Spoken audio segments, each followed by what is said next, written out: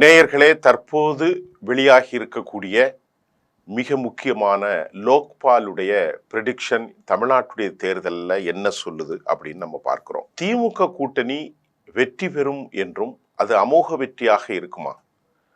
அதிமுக கூட்டணி என்ன செய்ய போகிறது? விஜயனுடைய தாவேகா தமிழக வெற்றி கழகம் சீமானின் நாம் தமிழர் கட்சிக்கு ஏன் பின்னடைவு? இப்படி பல கேள்விகளை லோக்பால் சார்பில் எடுக்கப்பட்ட அந்த துல்லியமான கணிப்பு என்ன சொல்கிறது? நாம் இந்த செய்தியை பார்க்கிறோம்.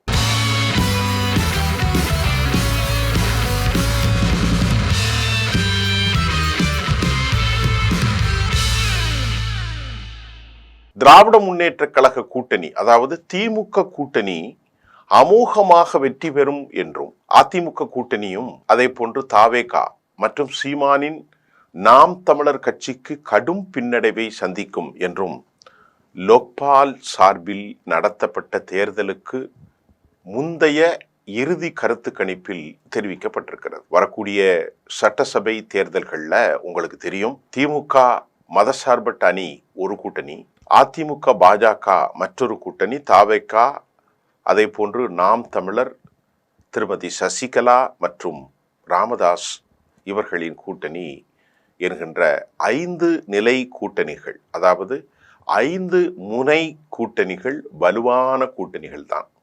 இதை எப்படி 5 முனை கூட்டணி வலுவானது என்றால், ஒருவர் எடுக்கின்ற வாக்குகள் மற்றொருவரை காலி செய்யும். ஆகவே இந்த வலுவான கூட்டணியில் யாரை யார் காலி செய்வது என்பதை தவிர்த்து திமுகவிற்கு லாப நோக்கங்கள் என்ன, அது வெற்றி பெறுமா என்பதை நாம் பார்ப்போம். இப்போது நேரடி போட்டி என்பது திமுக கூட்டணி, திமுகவுடைய அலைன்ஸ் மற்றும் அதிமுக கூட்டணி இடையேதான் உள்ளது. ஆட்சியை தக்க வைப்பதற்கு திமுக எல்லா நடவடிக்கைகளையும் அவர்கள் மேற்கொண்டு விட்டார்கள். உங்களுக்கு புரியும், மீண்டும் ஆட்சியை அமைக்க வேண்டும் என்று அதிமுகவின் பழனிசாமி அண்ட் கோ தீவிரமாக பிரச்சாரத்தை மேற்கொண்டு வருகிற இந்த நிலையில் புதிய கருத்து கணிப்பு என்ன சொல்கிறது? இந்த கருத்து கணிப்புல யார் எடுத்தா எந்த நிறுவனம் என்பதை நாம் பார்க்க வேண்டும். லோக்போல், இந்த லோக்போல் என்பது ஓரளவிற்கு நம்பகமான ஒரு கருத்து கணிப்பு தான். கடந்த காலங்களில் இந்த லோக்போல் ஓரளவுக்கு எடுத்திருக்கிறார்கள். இவர்கள் இந்த லோக்போலுடைய அந்த கருத்து கணிப்பில் மேற்கொள்ளப்பட்ட ஒவ்வொரு தொகுதிக்கும், ஈச் அண்ட் எவ்ரி கான்ஸ்டிடுவன்சி, ஒரு 500 பேரை எடுத்திருக்கிறாங்க. மொத்தம் 1,17,000 பேரிடம், அதாவது கருத்துக்களின் அடிப்படையில் அதன் முடிவுகள் டிஃப்ரெண்டான கேட்டகரி, காஸ்ட் வைஸ், மதத்தின் அடிப்படையில் இப்படியெல்லாம் பிரித்து உள்ளூர் பிரச்சனைகளை எல்லாம் மையப்படுத்தி இந்த 500 பேர்கிட்ட ஒவ்வொரு தொகுதிக்கும் 500 பேர் 1,17,000 பேரிடத்தில் இந்த லோக்போல் அமைப்பு தெளிவாக கருத்தை எடுத்திருப்பதாக அவர்கள் தெரிவிக்கிறார்கள். அந்த அடிப்படையிலே தமிழ்நாடு சட்டசபை தேர்தலில் திராவிட முன்னேற்ற கழகம் மீண்டும் ஆட்சியை பிடிக்கும் என லோக்போல் தெரிவித்திருக்கிறது. திமுக கூட்டணி 181 முதல் 189 தொகுதிகளில் வெற்றி பெறும் எனவும், திராவிட முன்னேற்ற கழக கூட்டணிக்கு 40.1% ஓட்டுகள் கிடைக்கும் எனவும் லோக்போல் தெளிவாக தெரிவித்திருக்கிறது. அந்த போல் கணக்கில் திராவிட முன்னேற்ற கழகம் லோக்பாலுடைய அந்த போலுடைய கணக்கில் 40.1% ஓட்டுகள் கிடைக்கும் என்னும் அவர்கள் தெரிவித்திருக்கிறார்கள். இந்த கருத்து கணிப்பு திமுகவுக்கு ஒரு மகிழ்ச்சியான செய்திதான். அதே சமயம் எடப்பாடி தலைமையிலான அதிமுக தாவேகாவிற்கு சில சாதகமில்லாத விவகாரங்களையும் தற்போது சொல்லியிருக்கிறார்கள். இந்த கருத்து கணிப்பு அஇஅதிமுக கூட்டணிக்கு அதிர்ச்சி வைத்தியம் அளித்துள்ளது. சில நாட்களுக்கு முன்பு 2 கருத்து கணிப்புகள் அதிமுக திமுகவுக்கு இடையிலே ரொம்ப நெருக்கமான போட்டி இருக்கும், சதவீதத்தில் 38% மேலும், திமுக 39 என்றெல்லாம் சொன்னார்கள். ஆனால் இந்த லோக்போல் என்ன சொல்கிறது என்றால், அதிமுக கூட்டணி 38 42 தொகுதிகளில் மட்டுமே வெற்றி பெறும், இந்த கூட்டணிக்கு 29% ஓட்டுகள் கிடைக்கும் என்னும் கூறியிருக்கிறது.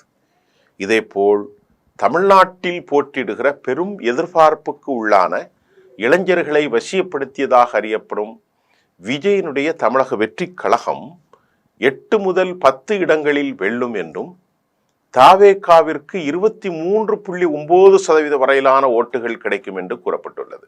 23% என்பது பெரிய அளவிலான ஒரு சதவீதம். அது சாதாரணமானதே அல்ல. 23.9% வாக்குகள் என்பது மிகப்பெரிய எண்ணிக்கையிலானது தான். இந்த அளவிற்கு அவர் பெற்றால் அவருக்கு நீண்ட எதிர்காலம் இருக்கிறது என்பதுதான் நாம் அறிந்து கொள்ள முடிகின்றது. இப்பொழுது நாம் சீமானை பார்ப்போம். சீமான் நாம் தமிழர் கட்சிக்கு அதிர்ச்சி வைத்தியமாக இந்த லோக்போல் சொல்லியிருக்கிறது. இந்த தேர்தலில் எப்போதும் தனித்து நிற்கிற திரு செந்தமிழ் சீமான் நாம் தமிழர் கட்சி ஒரு இடம் கூட கிடைக்காது என்றும் அவர்கள் பெரும் சரிவை சந்தித்து 4.9% ஓட்டுகள் மட்டுமே கிடைக்கும் என்றும் தெரிவிக்கப்பட்டிருக்கிறது. நாம் தமிழர் கட்சியின் தலைமை ஒருங்கிணைப்பாளர் சீமான் தன் சொந்த மாவட்டமான சிவகங்கை மாவட்டம் காரைக்குடி தொகுதியில் அவர் போட்டியிடுகிறார்.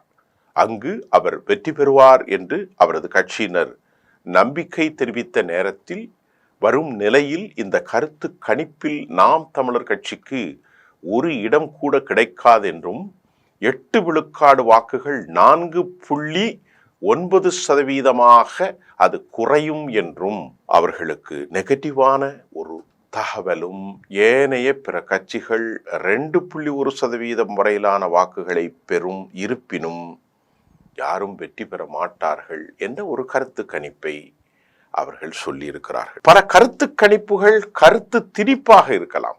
அதில் எந்த விதமான மாற்றும் இல்லை. திராவிட முன்னேற்ற கழகம் எல்லா தொகுதிகளுக்கும் ஏராளமான வசதிகளை செய்ய வேண்டிய முறையில் அவர்கள் செய்திருக்கிறார்கள். மிகப்பெரிய அளவிலான வசதிகளை வாக்காளர்களுக்கு செய்து கொடுத்திருக்கிறார்கள். அவர்களுக்கு இருக்கிற வாய்ப்பு ஆட்சி அதிகாரம், அவர்களுக்கு இருக்கிற வாய்ப்பு கூட்டணி பலம், அவர்களுக்கு இருக்கிற வாய்ப்பு பெரும் அளவில் பொருட்செலவை அவர்கள் தண்ணீரை போன்று கணக்கு பார்க்காமல் செலவு செய்வது, வேட்பாளர்கள் கூட்டணிகளுக்கு அள்ளி வழங்குவது, இது அவர்களுக்கான பிளஸ் பாயிண்ட். ஆனால் திமுக வெளிப்படையாக அவர்கள் சொல்வது, நாங்கள் மக்கள் நலத்திட்டத்தின் வாயிலாக ஒரு பெரும் சாதனைகளை செய்திருக்கிறோம் என்பதை வெளிப்படையாக சொன்னாலும் இந்த லோக்போல் எந்த அளவிற்கு உண்மைத்தன்மையை கொடுக்கிறது என்பதை தாண்டி கடந்த காலங்களில் இவர்கள் ஓரளவிற்கு ஒரு நம்பகமான